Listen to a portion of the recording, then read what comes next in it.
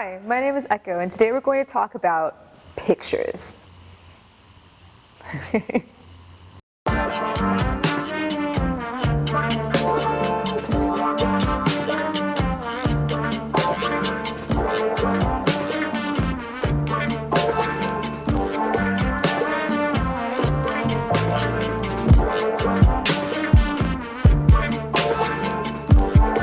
So today we're talking about pictures, and that could mean a lot of things. That could mean JPEGs, PNGs, whatever. We'll start with those since those are the most common file types that you want to use in processing. So I'm going to show you an example. When you're importing an image into processing, you have to call it with pimage. And when you're writing your code like this, you say, okay, pimage, I want to bring in an image, and I want to call it pug, whatever. So you put the name of your image afterward, just whatever you want to call it in this code. And then I'm going to say, I want pug to load this actual image on my computer, which is a JPEG. And my JPEG just happens to be called pugperson.jpg. In quotation marks.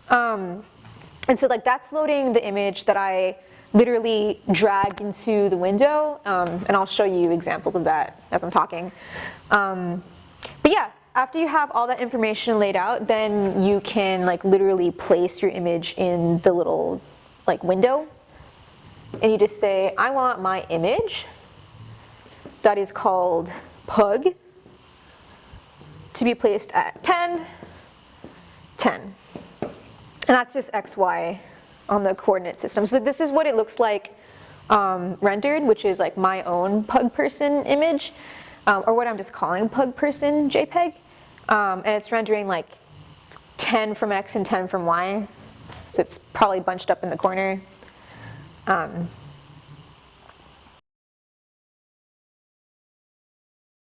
So after your image has loaded in processing, there's a bunch of things that you can do to mess with it. And that's not just JPEGs, it's also PNGs, and it's also GIFs. Or even movie files you can put inside there. So anyway, the way you do that is through blend mode, uppercase M, and filter. So there's a bunch of different things that can happen in blend mode or filter. For example, if I said filter and then I said blur, it would make my picture blurred. But I could also put a parameter after it, so I could say blur it 5 by multiple of 5, or by multiple of 0.5 or whatever. So it just changes how blurry it is. And that's kind of the philosophy, I guess, of most of these parameters. It's just tell me what to do, and then number parameter, how much I do it. So it's pretty straightforward.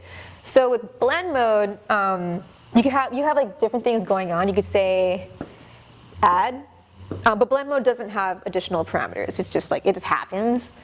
So this is what add looks like. You could also do blend mode multiply, which is also pretty cool. And the way that all of these are working are through pixels, taking the darkest values from pixels, or subtracting the lightest values from pixels. It's all within values of pixels.